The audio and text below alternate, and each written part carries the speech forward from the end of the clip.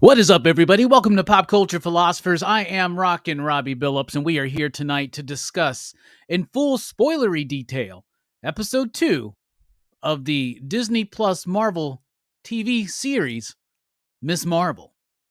Marvel series, Miss Marvel. It's weird.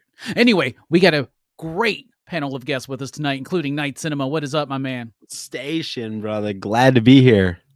I'm glad to have you. You weren't able to be on last week, but we had Taqi drop out for this week, so filling in. Heck yeah, dude. I will try my best to fill in those huge shoes of Taqi. They are like at least a size 14. So you know it. Speaking of size 14, his brain is a size 14. It's Nick, Comic Culture. What's up? Your brain's a size 14. No, thanks for having me, man. I appreciate being on here, dude. Yeah. How's it going, everyone? Good. And of course, Nick, Comic Culture, home to the third best comic book reviews on YouTube.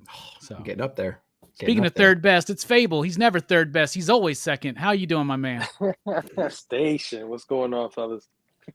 Good. Sorry, nobody can be first because the Yankees are always in first. In fact, right now, best record in baseball, y'all. Come on. True that. How about them Yankees? Anyway. Yeah, boy. Thank you for being here, Phable. Anytime, brother. It's always a joy. Also from last week, speaking of always a joy, it's Steph. What is up, Missing Link? What up, fellas? What's going on? Yep. Doing good. And we got, I guess he's got a side gig as a game show host, but it's Brando from ComixKings. What's up, Hey, man? what's going on, guys? You cosplaying Ryan Seacrest? What's going on?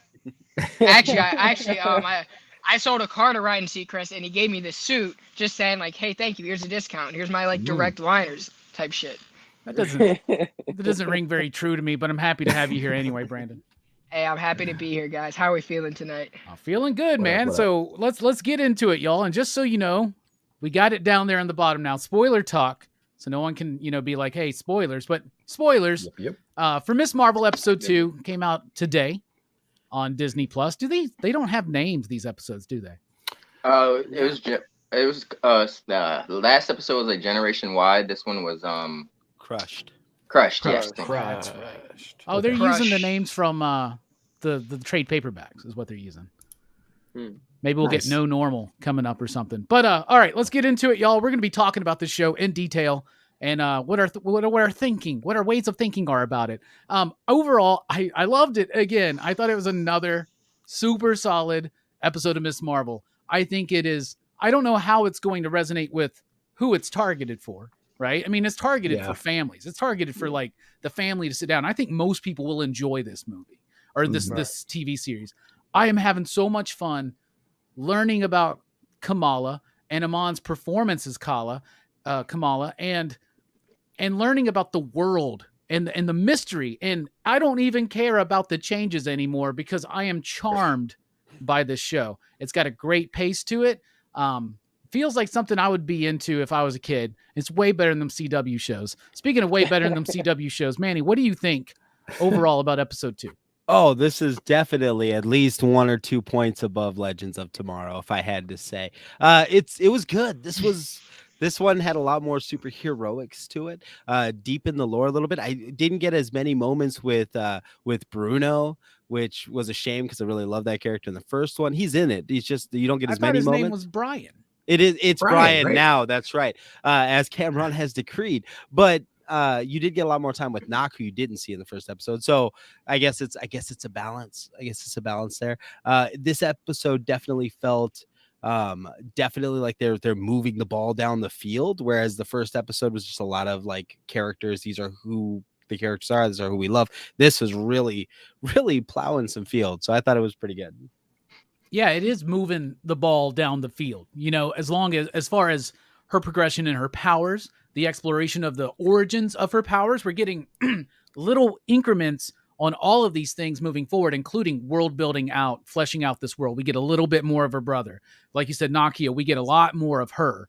And we get introduced to Kamran in this one too. So what do you think, Nick, overall on episode 2? I think it's a pretty straightforward episode too. I mean, we had a lot of open questions after watching the first episode. We didn't quite know what the villains was going to be. We understood a little bit of what the conflict was. We got more conflict introduced here with Kamran and introduced. I think it was a pretty straightforward episode 2. I think that a lot of the questions we had in the first one, we still have now. And I think I'm even more leaning towards the fact that we might not have a villain. It might just be really localized and her kind of exploring her powers and their family and the community kind of getting behind that. I'm a little bit more cemented in that thought right now. But I thought it was pretty straightforward. We explored it. We introduced some more conflict. Some characters we liked were behaving in a different way and made us kind of feel weird. And we'll get into all that as we go through the discussion. But yeah, not too bad. Not too bad. Same strengths, same weaknesses, I thought. All right. What about you, Phable? What did you think about this episode? Oh, I thought it was great. Continues the fun from the first episode. It continues to build on its own tropes. You know, the different camera shots and the animation stuff and all the little things that it introduced in the first episode. It continues that on. So yeah, it's more the same, man. I loved it. Opening up what feels so good from Puffy and Mace. You got me, man. That took me back. Yeah, that was a great opening. The music is like very noteworthy for me. Yeah, absolutely. Well, what else did you like about it, Steph? Did you like it overall? Oh yeah, no, I like to just what you guys have been saying. It's just more of the same. It was, if you like episode 1, you're gonna like episode 2. It's just more or less the same stuff. It was like her little origin episode, so it was like cool to see her experiment with her powers and stuff like that. And she had her first save scene. So it's definitely it's building her origin. Villain wise though, I can't remember because I only read the first arc, but is the Kamran's mom someone? No, but there is you can see on the pops and the back of the pops or whatever, you can look at like online, you can see some of the characters. There's a couple characters. One of them is the Red something. Can't remember. It was a character, but it was a different person. Red Dagger. Yeah. But it was a different person. Yeah. It was not Kamran, but Kamran was in the comics a villain that Kamala was falling for at first. And it turns out that he was also an Inhuman, right? And let us not forget that there's only one of them bands. And if they are the Nega bands or something, which are connected to Captain Marvel, there's another one, right? And you know what Marvel likes to do? They like to have a Black Panther versus a Black Panther, an Iron Man versus an Iron Man, an Ant-Man versus an Ant-Man, a Miss Marvel versus another Mr. Marvel. They like that yin and yang. Yeah. So Shang-Chi, all that stuff. Yeah. So they like the symmetry. Yeah. Well, it kind of can get old, but I think that him and his mom, maybe they have the other one. They're connected. They're the villains, I think, of the piece. Probably. I think that's what we're building up into. I think she's gonna be like maybe her bloodline's like part Kree instead of being like Inhuman. In the comics, like somehow in her bloodline she's like half Kree, half human or something like that. And the Kree created the Inhumans, right? So yeah, I would kind of still play along with that idea. I think the mom, Kamran, and his mother are all going to be part of the lineage. I flipped through Crushed when I saw it on Marvel Infinite or whatever, and Kamran is part of something called the lineage, and I don't know. I have a feeling that those 3 characters are all going to be part of it. Yeah, I'm sure, certainly, right? And the great grandmother, who could be possibly stuck in the negative zone, and she's getting visions of her, and like maybe you gotta come save me, I've been here. That's why she hasn't aged and whatnot. That's where she went before. What do they call it? The partition? Is that what yeah. So yeah, I really liked it though. I liked how they built up the world and and when I say the world, what I mean is like the family aspect and how the family works with the friends, right? And then building up to the idea that Bruno has feelings for Kamala by introducing Kamran, but then being able to re-experience what it feels like to have a connection, get a number, go home. You got music in your heart. You got the Ronettes playing, right? You're singing along. And then all of a sudden you get that text and it's just like the best feeling in the world. You know what I'm saying? So they really capture the coming of age and all that stuff, but they also explore the culture of Kamala, her family, and her friends. And they really go into that. And some of those scenes, including when they're talking to, I don't know what the mosque leader is called, but like what would be the preacher in like a Christian church or whatever, the guy up there giving the lecture, right? The imam. The layman? Imam. Imam. Okay. Yep. So yeah, when they're having that conversation, that's like almost word for word from the comic book, right? Wow. And so there's some really interesting stuff there. So like, don't think that that's just put in, but like that is baked in to the story. And I love the exploration on identity through culture in America, in the city, in this. They're really fleshing that out. It's like the best times that the Miles Morales books work is when they get into what it feels like to live in Brooklyn. And here they're getting into this Jersey City kind of vibe and this community. And they're really building that up, which I think is really foundationally an amazing job, because if this show progresses season to season, you have so much you can work with there. And you have so many good baked in characters, including your parents, and all the actors, I think, once again, did fantastic job. Brando, what did you think about the episode overall? Really, you guys said everything that I could ever dream of saying. Great episode. Brought out a lot of great family dynamics. I like the pace of the show. I was kind of in Kamala's shoes not too long ago when I was like trying to go to, let's say, like high school, but even like middle school parties, and my parents always like kind of skeptical. So I definitely know what it's like to grow up in a generation where you don't want your parents to know everything, but you also like need their permission because it's different. You can't just say like, hey, I'm going to go to the park. But with the technology nowadays, they're always going to know where you are. Right. So there's like a lot of things that impact her life that works against her, but she's trying to finesse it and still trying to be like obedient at the same time. Because she's trying to live her life, but she's also trying to respect, and she's trying to find where that gray area is. Yeah, I love the actress of Kamala Khan. Imani's the best. Imani, she's a whole vibe, bro. Man. She's literally like probably. I'm gonna say, I mean, she's a very young actor, but like she's probably like the most down to earth actor in the MCU. I would go that far and say like she's just the most, not bubbly, but she's just the most like uplifting, I guess is a great word, down to earth. She's a whole vibe. She showed more range. Yeah, she showed more range in this episode than the first, and I actually found her more charming in this. Yeah, she's so talented, bro. Like imagine 10 years from now when she's like in her prime, where she can like even go look at.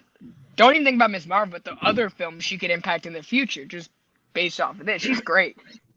If they keep this momentum up, like I wouldn't have anything against Kamala Khan, but I wasn't a big fan of hers, hadn't read too much in the comics. Like the show continues this momentum to the end, it'll have done its job, and I'll be a big Kamala Khan fan, going forward. Facts, bro. Her comics. Yeah, that's fair. We're all going to be picking up Ms. Marvel #1 next. I can tell you that right now. these projects should be designed to do, they should be entertaining to tell a great story, cinematically, but they should be built to be drawn in new readers as well. Like, if you love this show, there's more of that in the book and more. And I hate to say this, but after the Shang-Chi movie, nobody said, hey, let's go get a Shang-Chi comic book. I mean, Marvel was printing it. They just relaunched it for the 17th time.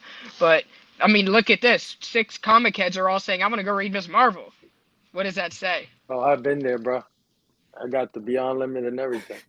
That's not fair. You have everything. Phable, that's what. Phable, I read it all the way up through. Does not have a gaping hole. That's why you got us covered every Thursday, right?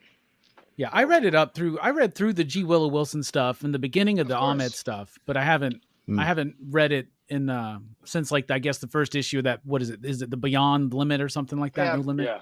Well, no limit. I was Marvel, disappointed. No Limit. That would be a weird book. I was incredibly disappointed in how Saladin Ahmed handled the Inhuman aspect of Ms. Marvel towards the back half of his run, because he wrote a fantastic Black Bolt story. It was like, oh, you probably have the Inhumans on lock. We had Christian Ward doing the artwork on that Black Bolt series. That really helped. So first of all, Iman Vellani, I'm on her IMDb page. All she's listed for is Miss Marvel and the Marvels. I think this is one of her first things, right? This is literally like her first big gig, bro. Like, and she's that like genuine and charming right out the gate, which is incredible. So props to her. Honestly, she could have come straight from Broadway. I could see that with the charisma she has. She probably came straight from Broadway. Yeah, she emotes really well, right? Do you know who she would work well with? Tom Holland's Peter Parker. Facts. Yeah. That would be a fun kind of interaction. That'd be neat to see. Another I thing can you see mentioned her was and Haley Steinfeld. Yeah, absolutely. We probably will. Young Avengers, I'm sure, is on the horizon. Right. Facts. So Facts. Brandon had mentioned Kamala's journey into trying to respect her culture and her family and the rules, but trying to grow. But I also love that they're really focused also on the parents going through that same journey. Yes. Like when she allows her to go to the party, but there's more of an understanding there. And I like it. And I really liked all the fun exploring the new powers. We knew that was coming. We knew we were going to get one of those montages, and it didn't disappoint. It's fun. It's an interesting way to go about with the, like, I don't know. We'll get to it. But first of all, I want to talk about the new character, Kamran, who is played by Rish Shah. I thought he was super charming. I was like, Kamala, I was falling for the dude. I was just like, man. Then I was like, oh, it's that guy, isn't it? It's that guy from the, oh no, this isn't cool. And I like the way they twisted it in, but I thought it was a really cool way for a coming of age story. You got to have that first big heartbreak, right? And betrayal. And we're going to get that. And I mean, it's kind of like the best of Buffy and the Vampire Slayer. Like it did that same type stuff. And I was getting those vibes, and I'm into it because the characters feel real, and he added some weight and realness, like a grounded reality to that role. What do you think about him in the show, Manny? I like you, man. Dude's super, super charming when he steps out of the pool and he's got that long, lean body. If anyone had been watching this with me, they'd have had some questions the way my mouth was agape, bro. But no, I thought the romance aspect was just perfectly played. There wasn't any. There at no point did I get this dude's a player. You know what I mean? Like it just seemed like they were legitimately having these moments. And then when the brother came in and we had that humorous exchange, I freaking love that too, man. That was a great scene. Dude. Like you and I. Yeah. He's like, I was just doing a bit. I think I remember you, man. Haram.com. Yeah, dude. Oh, dude, that was great. Yeah. Well, and I can relate to that because I don't know, like I've had situations where I've had to like name, where I've had to pretend like I'm related to other people, and I've had to throw out names like Hector because everybody my complexion has an uncle named Hector, right? So I've done that before. So like I totally I understood that scene. I loved it. I at the end when they had the twist, it was like, all right, cool. So then I went on Marvel Unlimited and I was like, oh shit, this guy's got he's got a similar power set to what they gave her in this show.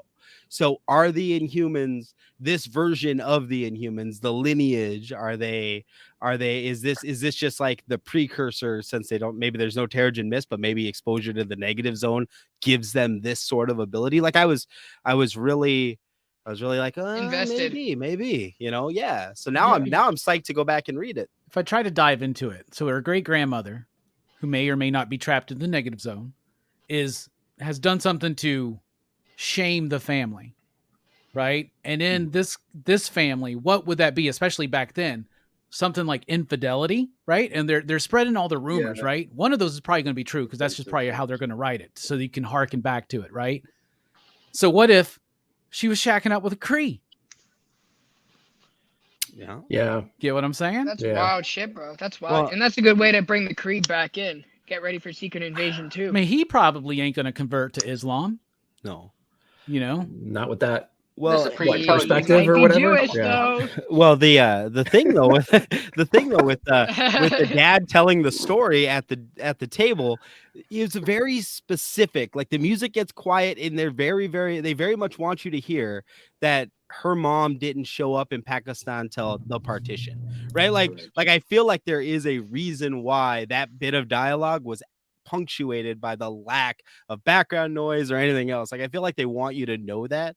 I feel like the line of dialogue of how did she get to the train so quickly is a hint to a lineage, if you will, of powers. The fact that the mom was able to put Bruno's meal together in 10 seconds. I feel like all of that is tying in. I think the mom let her go to the party to meet Kamran. Like I really do feel like they're really they're definitely sowing some seeds in there, or at least I want them to be, and I'm seeing something that may or may not be there. But yeah, seeing stuff that's not there, that's like schizophrenic too. So we should probably talk after. Wait, so that other chick in I got some concerns. In the car was Cameron's mom, right? Right. Yep. Okay. Yeah. Oh yeah, he even said, "I want you to meet my mother." Yeah. What about you, My Nick? bad. What did you think about Kamran in this? Yeah, his introduction was pretty interesting, and we've seen that kind of introduction before, where we're kind of at this big party and someone does some kind of crazy stunt, and then they kind of fall in love with the main character. I thought it was very coincidental. I thought immediately that this guy's shady the second I saw him, and he like beelined right for Kamala, and I'm like, there's something going on here. There's this guy could probably date anybody in the school after a stunt like that at a party like that, and he's beelining right for her. So something's up. So we got to pay attention to him. But I don't think they were trying to make that a secret. I can't be the only one that had that vibe. I liked Bruno's reaction to him existing. I think we've all been in that space, right? Where it's just like, I think things are moving forward. I think things are progressing. Things are happening. And then some other third wheel comes in. 3's a crowd, man. I keep saying it. 3 is a crowd. Then you throw in the fact that he's got that program he got accepted to at Caltech, and he doesn't want to go in this. So we're going to have this dramatic thing at the end of this season when Bruno has decided to go, and Kamala realizes that she has feelings for Bruno, but he goes off to Caltech. This is how it's going to. Oh my god! Exactly. I like this is like his Saved by the Bell season. I know. Yeah. It feels like that. It's awesome. I feel like it's gonna be like a running bit with the counselor where they're gonna always show him like talking to students and telling them why they should be excited about something that they should be excited for. Like he was like, can I think about it? And he's like, Bruno, this is something you wait, he's like, you need to be like, yes.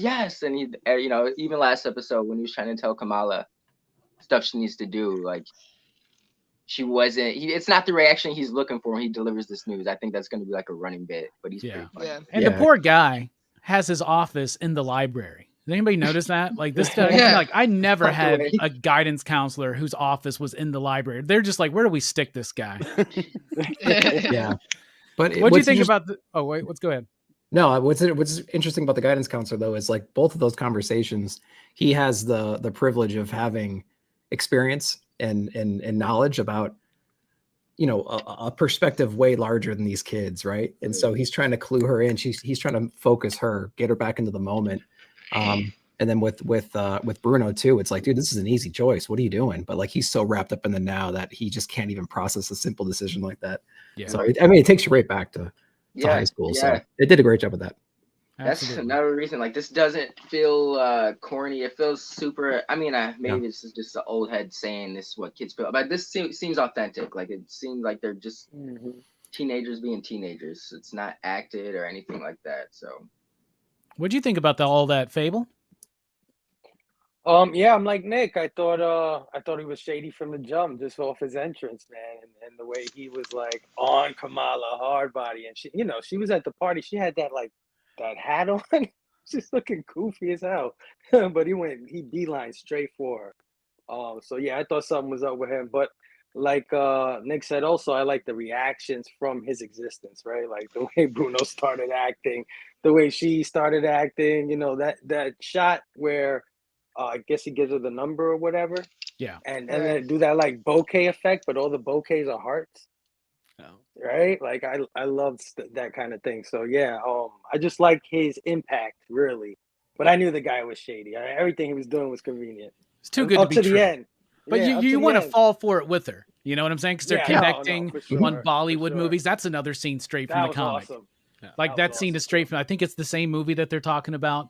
Notice when they're at the the restaurant and they start kind of holding hands. He's just trying to see if she's got the bracelet. Yeah, I thought the same thing. Yeah, he's testing it. Yeah, shady motherfucker. Anyway, what about you, Steph? What do you think about Kamran and his introduction? I thought it was effective. Like he definitely had an impact for it to be his first episode. I didn't necessarily get a shady vibe when I saw him. I knew there was something up with him, but I wouldn't have pegged him as shady. You guys said when he came out of the pool, you went straight for her. She was coincidentally standing on his shirt, so he was gonna have to go that way anyways. See, but she knew that she was gonna walk there, right? That's why he timed the jump with as many flips as possible to get her to walk up to that spot. Yeah, come on. Yeah, they but got in the a- He's Supreme too perfect. Intelligence working for them, right? in a The typical Supreme movie, shit. he'd be like, "Get off my shirt, nerd," and you know what I mean. And he would just like And, shove her off, and he'd take her shirt, and he'd go hit on the cheerleader. Like that's what we're would trying to happen. harken back to like old '90s tropes where like the cool people, like nerds, are in now. So I don't. And the whole Well, he you can know have that. any girl he wants. Like that taste has changed now. Like it's kind of whatever flows as long as you have the confidence to pull it off. People respect it. Like there is really no if you dress preppy or wear this certain way, you're automatically cooler or hotter. It's kind of look at popular culture. Comic books ruled the box office, so clearly, like nerds are in now. So I don't Nerds have think won for now. her being geeky would kind of deter him from getting his thing on. One thing that I think does work with luring us into it, just like Kamala, is that she is now boosted with confidence, having that she's got the bracelet on. She feels like she's confident. Like she tells that teacher, "My name's Kamala." She moves them chicks out of the fucking way. You know, like it's like good shit. She's dribbling the basketball. She had the quips. Yeah. She's like, the good thing about ear pods is that you don't have to stand so close to each other. You're my favorite couple. That's good. What do you think about Kamran, Brando? Well, let me just take this opportunity to speak to all the ladies out there. If a guy's that perfect, he's a dirtbag, right? That's what kind of rubbed me the wrong way. I mean, Brando seems like he's been a Bruno at some point. Yeah, bro. I stay in that Bruno lane. I'm everybody's best friend. I'm a Bruno. I'm not gonna lie. Always a Bruno, never a Cameron. But we don't talk about Bruno. And I guess the new word for Ducky will be Bruno. You know what they say, Robbie. Instead of Duckies now, it's Brunos, right? Anybody remember Ducky, Pretty in Pink? Bruno. But no, I thought his role, like if we're just talking about how the character worked in terms of the story, it brought out way more for Kamala, right? It lowered her because she was all energy. You see this guy, and she lets her guard down, right? Like she was so quick to take her mask off. Like notice that, like, she tripped. Like Phable says, she completely like tripped over him. You know, his role was very powerful for the first episode. It definitely gave a different energy to that show. I think that the actor is talented, but there is enough going on to let the readers know, okay, this guy, not the readers, the viewers know that this guy's a dirtbag. He's too perfect, you know.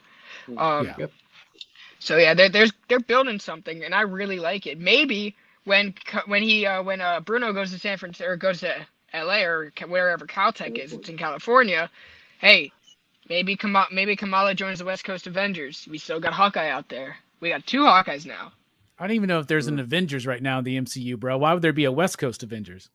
Well, we'll have the new Avengers and the West Coast Avengers. Why not? I think we'll have West Coast Avengers or something, but it will be called Young Avengers instead. I think. Yeah, probably just be Young Avengers. But or no, they'll do something. No, in Hollywood they'll do something stupid. It'll be like Avengers next. Yeah. No, they'll probably do all new, all different. I guarantee you they'll do all new, all different, and we'll all just be like, motherfucker.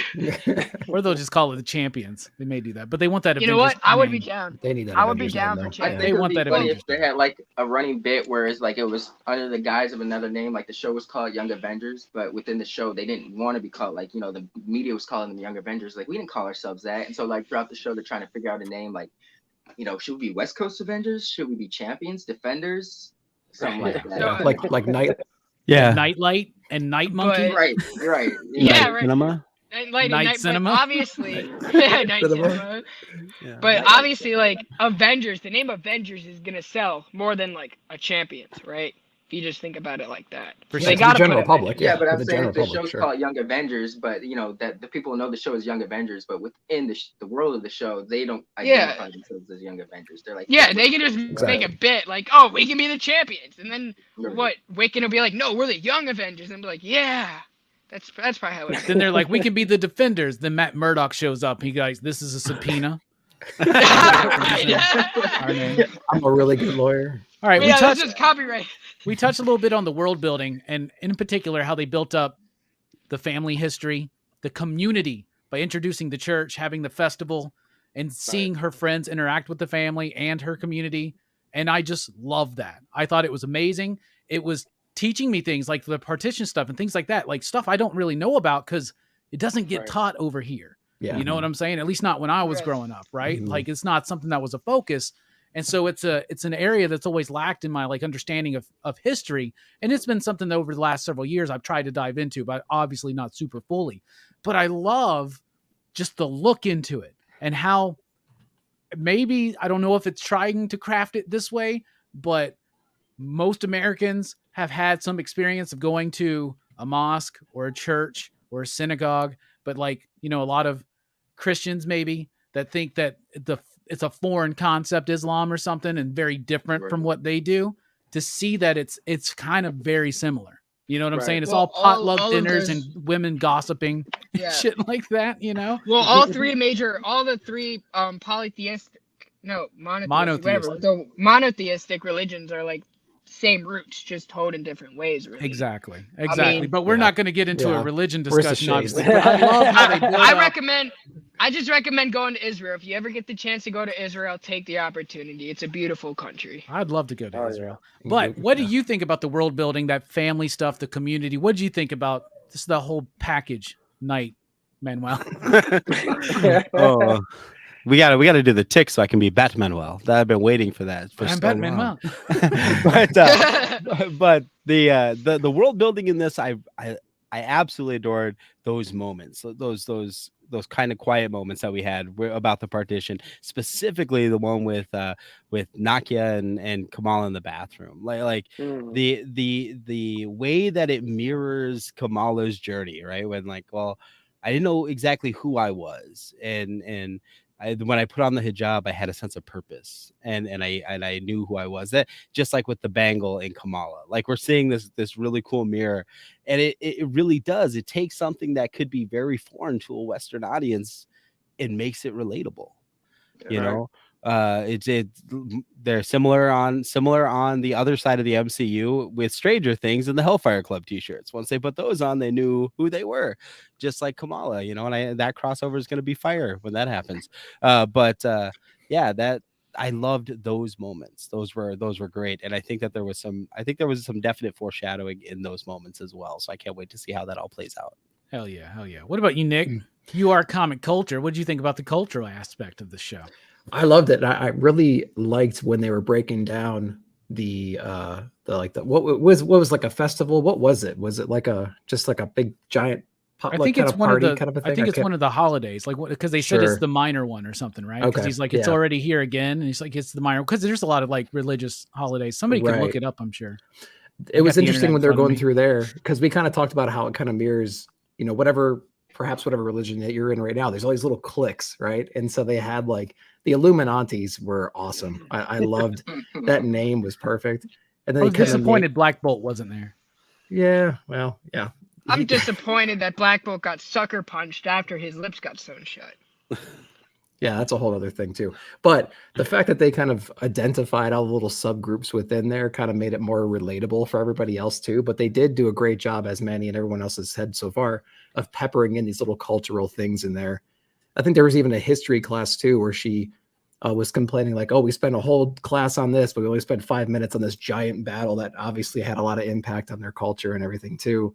So this episode definitely brought more out into the light as far as maybe some things that we just need to improve on, you know, from our perspective too. There's a lot of cool things that, you know, we just don't know about the culture. And so I think this is a great way to introduce, you know, even at this scale, some of that information to the general audience. So I think they're doing a great job with that in general. Yeah. Got a good platform, and I think they're using it really cool. For sure. I like this a lot. I feel like I'm experiencing something that I'm not really privy to, you know, or have been, unfortunately. So what about you, Phable? What do you think? Oh, yeah, it was a very educational episode.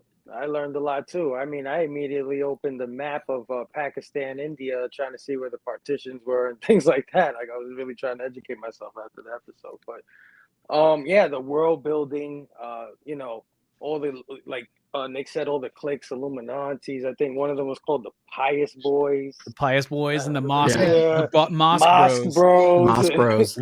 Kind of gives you a little insight of what they feel. So, you know, in building the world, it also has a lot of character moments, right? You get introduced to, like, you know, now the father has a best friend, right? That's running for whatever. Right? That's a great scene, by the way. Where he's just like, What am I supposed to do now, man? You would want to impede all that know progress. what he's eating?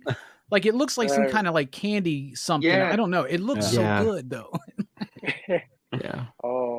Yeah, you just find out so much about the different characters through this whole community Moss thing that they introduced. So that was awesome. Yeah, no, it was great. It was great. Loved it. Absolutely. What do you think, Steph? I once again just they nailed it. They did a fantastic job. I love when you can squeeze information in something, but it doesn't seem like you're trying to force feed it to people. Like that whole conversation about the partition. I think it was the father that mentioned, he's like, this was when India was just one big country. There was no Pakistan or Bangladesh. And, you know, that right there is informative. It's like a history lesson, but not in a forceful way. Like you're learning something, but it seems natural. Like it's just part of the conversation. Right. I don't know. Like you said, Robbie, it feels like I'm being privy to stuff I'm not used to. And I'm very ignorant to this, but it seems like they're doing an authentic enough job, from people's response to this, that they're taking it seriously. So I think they've done a great job so far. Nice. Love it. I also love that Kamal is just enough of a smart ass to like speak up in the middle of a sermon or a lecture. Yeah, right. It's just like interrupt everything. Oh man. But what about you, Brando? Wait, go ahead, man. No, I was gonna say, but that's actually a really good point, Steph, you just made, because a lot of things we read and a lot of things we watch now, there's a good way of introducing topics and concepts and things that just feel totally natural. And it just works because the story is so good and there's a purpose and there's a reason for it to be told. And so when stories are told in a way that these things can be introduced and everyone's kind of jive and everyone's like, wow, yeah, that's narratively purposeful. It makes sense. It's informative. And without it, you lack something in the overall story. When you can achieve all those things, then you have something special. And I think they nailed it with all those. So that was a good point. I just want to say that. She made the commentary like, oh, what the men's section is all clean. I bet you it's all clean up there, where the men are. Yeah. And that was like a way of like some people would think that was like a woke feminist kind of thing, but it kind of real. goes with the story. Yeah, it goes with their world, and it doesn't feel like it's preachy. It feels like it's pushed in. They feel. So you're saying it doesn't feel like Tom Taylor's Superman? Whoa. No, I'm saying in general, there's good ways of doing these kinds of things. And yes, Brandon. Yes, Brandon. That's exactly what we're saying. Superman is an overwrought message book. All right, it's got a good message, but preachy. It's a message book. Preachy. Yeah. There we go. It's preachy. It's preachy. Yeah. Speaking of preachy, what about you, Brando? You look like a television preacher right now, doesn't he? I thought you said Ryan. Going to sell me a vial of oil for like 4 payments in $19.99. Actually, if you financing through your bank, we do have connections. But anyway, wow. So when I was in Israel, there was a lot of like misconceptions going into to this trip, because Israelis and Muslims did not really get along that well. But when I got there, it was more like they kept to each other. They weren't like nasty to each other. They were very cordial. They coexisted, but the cultures were very different. So like going in, obviously like seeing that culture firsthand, both Israeli and Islamic culture, and even like Catholic, because of the Catholic quarter there, Armenians, like you get firsthand experience on how people live their lives, right? And exactly like the different misconceptions that we are not privy to in America, right? Because we don't have that first-hand experience, or we're not going to grow up learning. So going there is like a big eye-opener. So like I saw a lot of similarities between Ms. Marvel and the show. So it just brought more critical thinking for me, almost like relearning it. And it was like a different perspective that I appreciated. But other than that, man, like we were talking about Black Bolt earlier, read War of Kings and y'all will see why I love Black Bolt. Slap the shit out of Vulcan.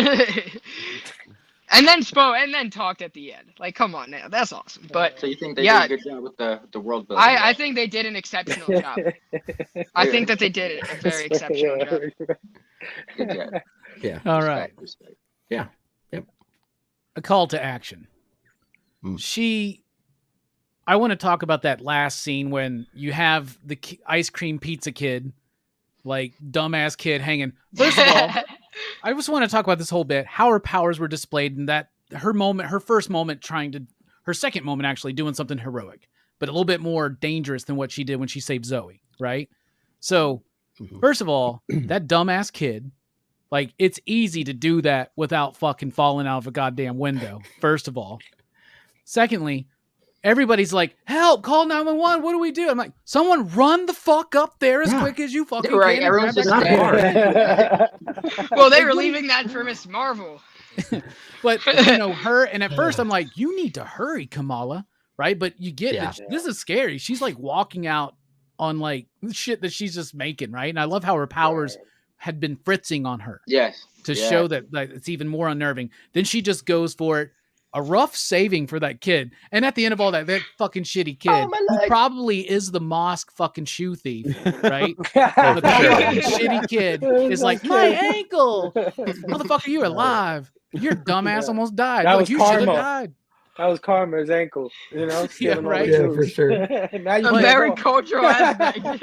Keep stealing all these shoes. You won't get to wear any of them. Brandon says, is Kamala now the MCU's Green Lantern? They are kind of doing the same thing. Right? Yeah, but I would much rather have Kamala Khan than Guy Gardner.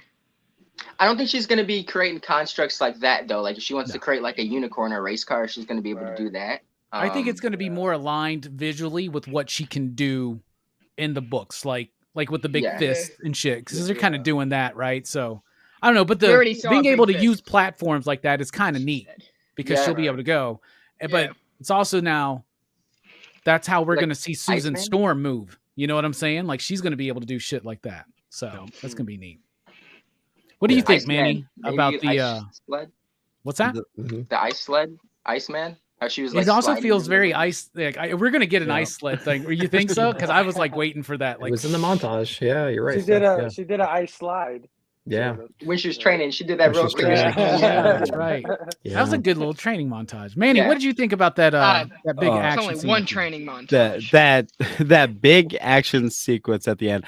I loved that it did not go well. Like it worked, but it didn't go well. And I like that she kind of had an expectation like it was gonna go well until she got there, because every single one of us here remembers our first fucking live stream, and that fucking sucks, right? you're like shit, I've seen Robbie do this every Sunday for the last year. I'm jumping in.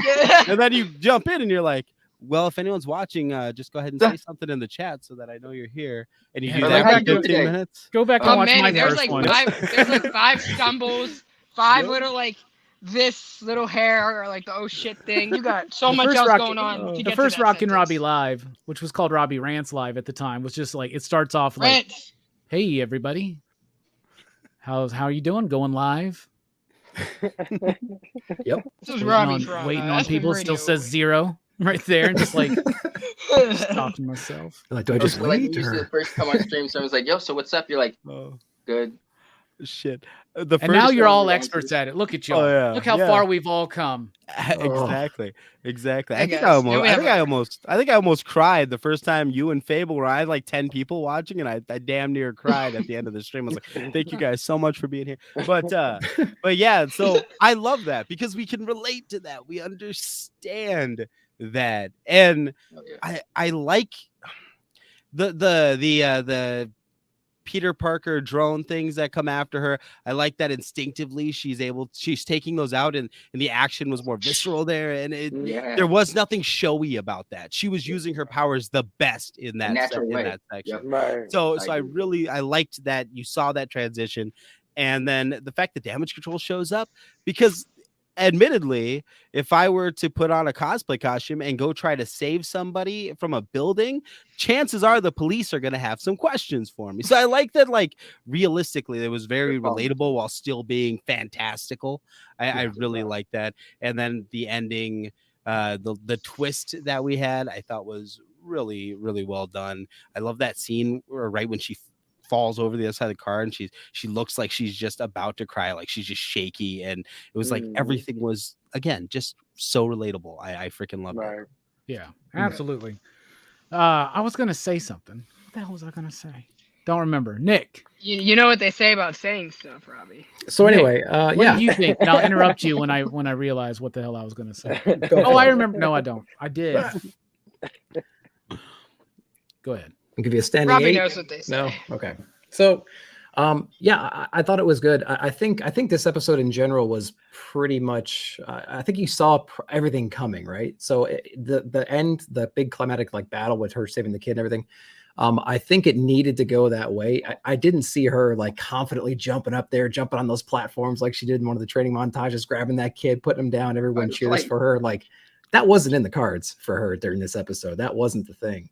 And so I think it was pretty predictable about what happened. I think it needed to happen that way. I think what's interesting is when she was attacking the drones and things like that, I feel like we alluded to it just a minute ago. She was using her powers more. She wasn't thinking about it. It was more instinct. It was more intuitive. And she was able to attack, and she was very precise and purposeful with her movements. Whereas she was like really focusing, and she had an audience and a crowd and something to prove. She was real nervous and didn't quite know how to do that. So I think we're going to have a great character moment there, or character development moment, where she realizes she just has to work on that confidence. She has to work and just kind of use her powers based on her gut feeling, and things will work out. So I think that's where we're going to be heading. With the development of her power anyway. And I think we saw it in both those instances there. So that was like my favorite scene, probably that quick shot where she's in the alleyway and she like smacks that drone real quick. It was quick, man. She didn't think about it. Yeah, but it was dope. It was cool. Yeah. That reminded me of what I was going to say. The damage control guy, when he's interrogating Ned in Spider-Man Homecoming, or Spider-Man, it's No Way Home, the beginning of, right? Is it No Way Home? Yeah. Is that the last one? No Way. Yeah, Far From Home and No Way Home sound too familiar. Too similar. But he's trying to do the good cop, bad cop thing with Ned, and Ned doesn't buy it. Zoe fucking buys it. She's like thinking that this fucking 35, 40-year-old dude is like fucking a fan of her Instagram channel or some shit. We all watch her stuff. Watching Blame Zoe Tonight, you know? What did you think, Phable, about that last big action scene there? Her stepping up and becoming a hero, saving that shitty ass ice cream pizza. My favorite bit too is that dude goes, "Did he say ice cream pizza?" Yeah, he's like looking around for confirmation. Like, did I hear that right? Yeah. Right. And that was the halal guy, right? Who said Yeah. I think he was thinking of a new recipe, like pizza and ice For sure. You're gonna see it there. You're gonna see it, right? Pizza balls. Right. Yeah. It was great, man. You guys summed it up perfectly. I really felt for her when that kid actually fell, and she was just shooting the whatever to try to catch him in every way possible, and barely getting him. So that was real scary, and like Manny said, when she was reeling from it and looking like she was just about to cry, like it really shook her up. She really knew the superhero thing wasn't just trying to look cool like Carol Danvers. Right? At that moment. So it was awesome. Brandon, I would probably think more of the second part, that they're hard to render right, more so than trying. I don't think they're worried about a similarity in powers to Mr. Fantastic, but it's hard to make things look stretchy, and they can't make a Moon Knight cape look good. So I'm glad that they backed off of heavy CG usage in the show, and they're using cool animated stuff. What about you, Steph? What did you think about that bit at the end there? I thought Moon Knight's cape. I enjoyed the action. Like I said, you guys said it best. Like it was quick, but it was effective. Very instinctual.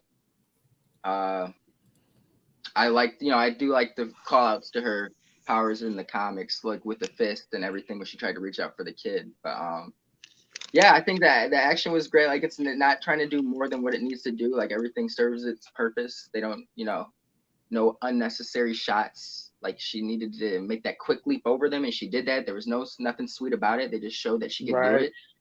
And that's a scene that you could have probably needed a lot of money for, and since they're working within the certain budget, they were smart with that shot. And I think it was great. But unfortunately, gentlemen, I have to bid you adieu right now. I'm sorry. But all right, no next worries. Next week, I'll be on here the entire time. What would you give this episode out of 5 you dig, Steph, as you leave? Ooh, yeah, I gave last week a 5. I'm going to have to give this one a 5. I think this was better than last week's episode. So if I loved last week's, I think they're got the perfect momentum. And yeah, if you're not watching the show, do yourself a favor. But I want to say real quick, my favorite line is, "Did you eat too much, or did you not eat enough?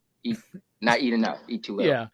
She's always blaming food. She's like the mom, right? She's like, did you eat too little? Did you eat too much? And the brother praying when she was on the brother's ground. like, she's got the evil eye. I know. Yeah. All right. Station, brother. Later, All right, Brando, what did you think about the saving the ice cream pizza kid at the end there? That whole bit.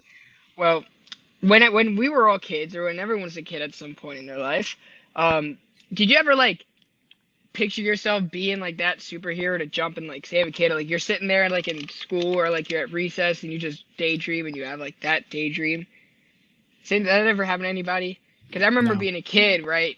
I would like daydream about being a Jedi. So girls didn't come until 6th grade, but that was me. So I kind of like when I saw that, I found it a little humorous that how old is she in this movie? Like or in this TV show, like 17, 16. She's 16, yeah. She's just getting her license. I was like, that's awesome, because that's like one of those things that it's like as a kid you don't say it out loud, but everyone else kind of does the same. So but in this scenario, I'm the only one with an imagination and bored in school. Would you all like school or something? I used to do that too, man. I came up with this whole idea one time. It's basically a ripoff of Power Rangers, but with the Greek god powers. See? Oh, yo, that's tough though. That's actually tough. Poseidon, the Blue Ranger, that'd be tough. It was called the Incarnations of Immortality, and I stole that from Pierce Anthony. So that's awesome though. Well, I hope you gave it back to him, and I hope he forgave you for stealing his product. Well, they made Dead Like Me based on one of his books, so why not? Okay. Yeah, so I mean, I thought that was like stole the heart of the show. It was so subtle, but her showing up like a little kid's Halloween costume was almost like, yeah, like anyone could be like a superhero almost, you know, or like it had that was her painstakingly put together cosplay for Avengers. Yeah, but it looked like a Halloween costume. How dare you? Bruno's learned to airbrush to make that, Brandon. Bruno did a lot of things. Yeah, anybody can be a superhero as long as you have ancestral bands that can project. Yeah, I guess just get yourself some bands. Albert, if you had the right psychedelics, you didn't have to daydream that you were Jimmy Page. You could have probably been Jimmy Page.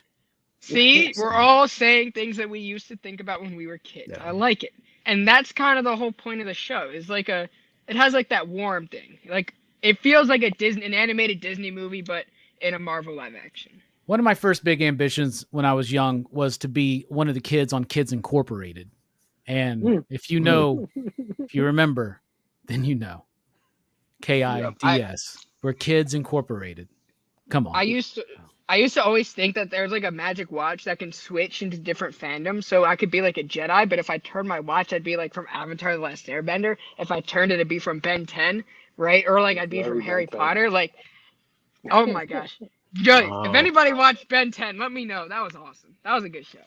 Dial H for Hero, man. That's basically what you were daydreaming. That's pretty dope. All right. Yeah, Dial H. So after the reveal at the end that Kamran is probably... a dirt bag, probably actually related to Kamala, playing her up. He could be he's gonna be the Red Dagger, right? I'm pretty certain that that's what's building up. So where do you think it's going? Because I think him and his mom are gonna be the main threats. Damage Control is gonna be like the secondary kind of threat because they're gonna be trying to catch up to her. But we're gonna learn probably in the next episode a little bit more about what's going on. And yes, as much as we love this show, she's got a piece of jewelry that she wears that causes her through willpower to create hard light constructs. So they did riff a little bit on Green Lantern, but it's okay. We're not going to hate it too bad. As long as Sinestro doesn't show up. But if it's Mark Strong, I wouldn't mind if Sinestro shows up. Anyway, what did you think about where we're going, Manny? Well, I kind of talked about it earlier. I think that there's going to be something called the Lineage. I think it's going to be this kind of version of the Inhumans. They're going to have shown up around the time of the partition. I think that the mom is somewhat in on it. So that's kind of where I think the series is going to go. I think Damage Control is going to be a secondary villain, like you said. I also think they're going to utilize them for deeper social commentary on like Department of Homeland Security and Islamophobia. Oh, that was kind a of got cool bit. you. Yeah, like, he's like, be respectful. Yeah, exactly. Like, so I think they're gonna dive a little bit deeper into that. I think just that's a cool bit because he's like the FBI is already the feds already watching all of them, and I'm like, damn, that's probably right. Actually, that was very subtle. That was really well done. Yeah, I mean, in my opinion, I think they need to watch every place of worship. To be honest, because just saying. Anyway, synagogues, bro. Synagogues. Crazy people everywhere. They are crazy. They need to watch movie theaters. They need to watch comic shops. I'm just kidding. Man. They shouldn't watch any of us, man. You know me, man. Fuck that shit, man. Put your Teen Dog shades on. They can't see you. See, that's the Robbie. I need a pair. So yeah, that's where I think it's going. What about you, Nick? Where do you think the show is going now after the reveal here? Yeah, I think we've nailed it. I think it's gonna be the simplest explanation. That's what it typically seems to be with a lot of these MCU shows. I think that they've laid out the framework for a primary threat, which is the new characters introduced in this one, and then of course, like we just said, like the agency that's trying to track them down. I think that makes perfect sense. There's going to be some kind of a power struggle, whether or not they want to confiscate those bands or recruit her. We're going to figure it out in the next episode, I think. And we're just going to be, playing on that same struggle that we saw with the family and the community and her friends and things like that.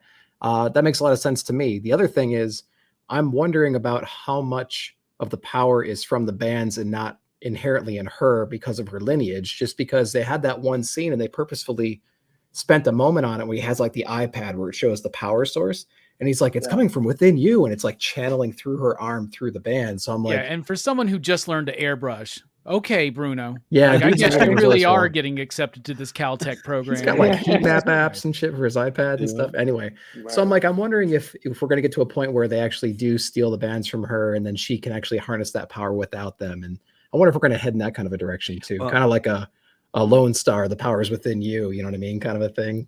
Use the Schwartz, Kamala, right? Well, so, I think the 10 rings and these bracelet, I think that they both come from the same place. I think the colorful energy blast, all of that. I think whatever made the 10 rings also made this band, and I think it's going to be extra dimensional, and you're going to have it's going to tie into the convergence. I think that's all playing in. Convergence. That's DC. What are you talking about? Or sorry, what did they call it? What did Charlize Theron say when she at the end of Doctor Strange? Incursion. Yes, the incursion. Incursions are definitely the next thing set up. I hope they don't tie it into the Shang-Chi mythology, but I don't like how they utilize the rings in that story. But that's just whatever. But I do think that it's her. Like, there's a reason why they put that in there. Like, those just activated it in a way or something. Right, like that. Right. It throws a wrench in a few theories, but I think it makes sense. Yeah. Speaking of throwing wrenches, Phable the other day almost got arrested. He was out in the street throwing wrenches at cop cars. If you could dodge a wrench. Why the fuck not? Just kidding. Phable, what do you think? Where's it going? Oh man, just like the first episode, I have no idea. I have no idea. It could go anywhere. It could go. They're shady, trying to steal her band. Yeah, they're trying to recruit her into some secret society thing. Maybe mom knows about it because she's so adamant about it. But maybe mom doesn't understand it either. Right? It's not necessarily evil because you don't understand it. She just don't want her. She don't want her daughter to go to an Avenger Con. Imagine being part of this little superhero group or something like that. So, right. Yeah, I don't know where. Right. I don't know where it's going, but I'm there for episode 3. I'll tell you that. Hell yeah. What about you, Brando? Where's it going? Well, I'm with Phable on this one. I don't know. Right? I think like with Hawkeye, Hawkeye being more popular, right? All these other characters, we've kind of seen their MCU projection. Moon Knight being more familiar with Moon Knight comics, we can kind of see that. I think this is the first time where it's like we can sit back and just say, I don't know, right? And I'm okay with that because I think it's better that way. Right. I don't think for this show I want to try to figure it out. I just want to be along for the ride, right? And I'm actually starting to, even with Winter Soldier, we kind of saw that certain things are set in place, but this is really the first time, and I'm okay with just sitting back and enjoying it. Let it fall. I'm okay. I'll wait till episode 3. We'll find out then. That's cool. That being said, I'll say this. So when she has that vision of who I think is her great grandmother, stuck in the negative zone or in some wherever she keeps getting looks into. When she passes out, and her brother says it's the evil eye, it's Mephisto. It's gotta be. Oh, bro! Clearly, Man. You heard it here first. But then it's not Mephisto. Like, and then everyone gets pissed. Loki's gonna show the fuck up and be like, "This is not Mephisto," and he's gonna rip off a mask, and it's gonna be Kang, and he's gonna be like, "And I would have gotten away with it too if it wasn't for you pesky kids, meddling kids." Oh, yeah, for sure. Speaking of pesky kids, it's time for us to peskily rate this episode of Miss Marvel Crushed, episode 2, so that we can bounce out of here and I can go watch Obi-Wan. I'm excited to see what happens in Obi-Wan today. I watch. Bro, Obi-Wan's gonna so be so good. lit. I'm. Oh my gosh, I can't wait. Sorry. It All is right. so good. So out of 5 possible you out there in the chat, what do you rank or rate episode 2 of Miss Marvel? And what about you, Manny? All right, I don't have the previous episode to say that I gave it a 5, so I'm gonna give this one a 5, and it better not let me down going forward. So this was great. This is probably my favorite episode of an MCU show as a self-contained episode that we've had. So Wow. Speaking of self-contained, hi Perry. Yeah, speaking of Perry, I am sorry that you happened to jump on my stream last week and I had a comment that said Perry sucks. Like right as Perry got there, it said Perry sucked. Somebody put in and I just thrown it up. So Perry, we were comparing you to Big Llama, and we weren't saying you suck. It's just you suck compared to Kenny. Like between the two of you. So don't take it as a dig, man. That's all I'm saying. Cold shit, Manny. Oh no. So a perfect score from Manny and a perfect score from Steph. What about you, Nick? Crazy. I'm gonna give it a 4. I'm gonna give it the same that I gave last week. I feel like it had the same strengths, it had the same weaknesses. I felt like whenever they introduced a new segment into the episode, I kind of saw where it was going a little bit, and maybe it was just me not turning the brain off and just kind of letting it happen. So I wasn't really surprised about anything in this episode. I was surprised in the first episode about a couple things. I'm going to give it a 4. Not too bad. I did enjoy it. I'd recommend it. I don't know how I would feel if I was like 15 watching it. And I know that it's not exactly as raw and violent and like crazy as like a modern MCU show or movie. But I think it was pretty good. So a 4. All right. What about you, Phable? Last week I gave, I think, that first episode a 4, so I'm gonna give this one 4.5. The brilliance of this show to me is how many different elements it manages to balance without fucking up anything. Right? Like the religion, the friends, the coming of age, the parents, the act, just the music. Did you guys hear the music in this episode? Some great music. Yeah. Great, I guess Pakistani music or Middle Eastern music, hip hop type vibes from there. So yeah, just so many things it's balancing. It's incredible. If you know about filmmaking and stuff like that, this is not easy at all. They are they're masterfully doing it. So yeah. 4.5. All right. And a little bit of an improvement for Phable there. I like that. What about you, Brandon? I don't know. What I give the last one, a 4 or 4 or 5? I gave last one a... remember? You changed it. I think you went for like a 4, 2, 5 or something like that. Yeah, you did retroactively change it to a 5. That's what you did. 4 or 5? Then this one's going to be 4 6. We don't do that. Step higher. You could do a 0.69. Okay, we do 4.69. Okay. There you go. Great scores. All right, that's it? There's no X. Okay, fine. That's cool. Yeah. No elaboration?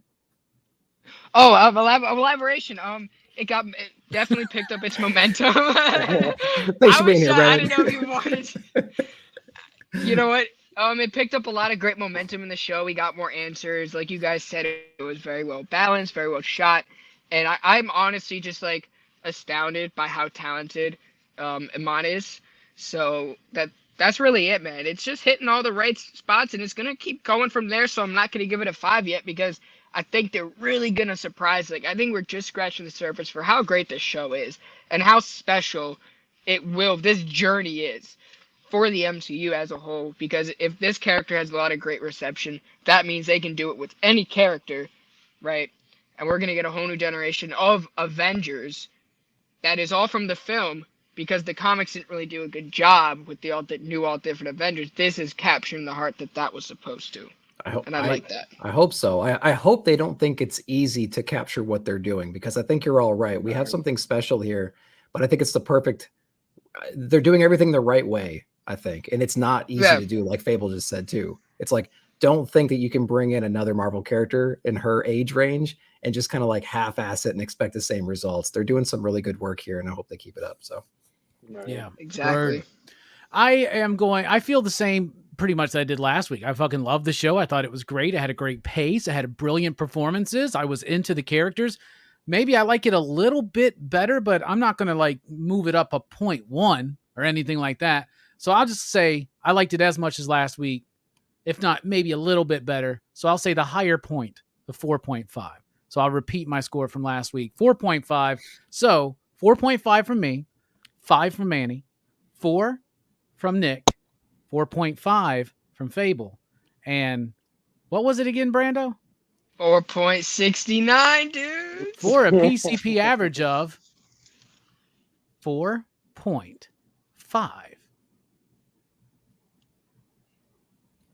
Oh shit, what did Steph give it? I forgot. 5. Steph gave it a 5. Oh, okay. Yeah. Are there more after the first decimal? No. 4.5. Okay. Nice. I think that's Great good score. now. Solid. Out in the chat, Two Gun Pedro Pew Pew says 4.5 you digs. Then there's a lot of sexual stuff being slung around at Perry. Hey, You know what they Richard say. 420 says 4. Is that you, Manny? That is not Right? me. Probably. Says 4.5 only because they mentioned Bon Jovi. They sure fucking did. Yeah. That was another cool bit too, to be like, her parents are just like your parents. That They like was shitty gross. music that's awesome as well. Perry gives it a 4.69, dudes. 69 is the best number because it's fair. Makes sense. Makes sense. All right. Well, that was our review of episode 2 of Miss Marvel Crushed. We got episode 3 coming up next Wednesday. We will be here at 8 p.m. Central Time to talk about it here on Miss Marvel episode review and discussion with the Bad Batch. I love that. Really great title. But we like to affectionately, we refer to the show as Hit or Miss Marvel.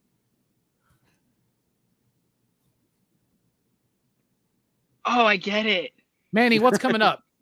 Oh, And by the way, links to all these gentlemen's stuff down in the description below. So I did my Jeremy Johns ripoff shit today on the Me You Love in the Dark. So check that out. Tomorrow will be my most anticipated comics for the following week. Fuck It Up Friday. We'll have something. I'm not quite sure yet. It'll be a reel related. So follow me on Instagram to see that. Most likely a Comixology review. And yeah. Otherwise, check out the other guys in like the panel right now. They do everything I do, but fucking better. So go and check all of them out. This guy. Nick, what's coming up? Yeah, I had the preview of what's coming out, what came out today rather, and what's coming up at FOC. Got that out today, along with the haul video. It's all setting up Nick at Night, the third. You heard it here, the third best comic book review show on YouTube is coming up on Friday. I'll take third. I'm in great company. What you know? So that's going to be coming up on Friday, and then I think on Sunday morning I'm going to do my comic book look ahead live 9 a.m. So be on the lookout on IG and everything else, and I'll release the exact time and whatnot for that. So yeah, hope to see you guys Friday and Sunday morning. Nice. But appreciate it, man. Thanks again for having me. Phable, my man, what's coming up?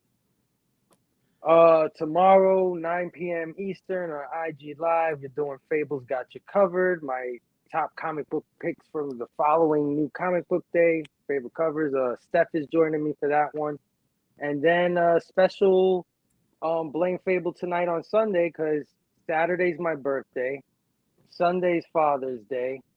So no guests because nobody's going to come on my little show on Father's Day, let's be real. But just the three of us hanging out, and we'll be reviewing Ready Player One. So come join us. Oh, that's a great movie. Eastern. I mean, 6 p.m. Eastern.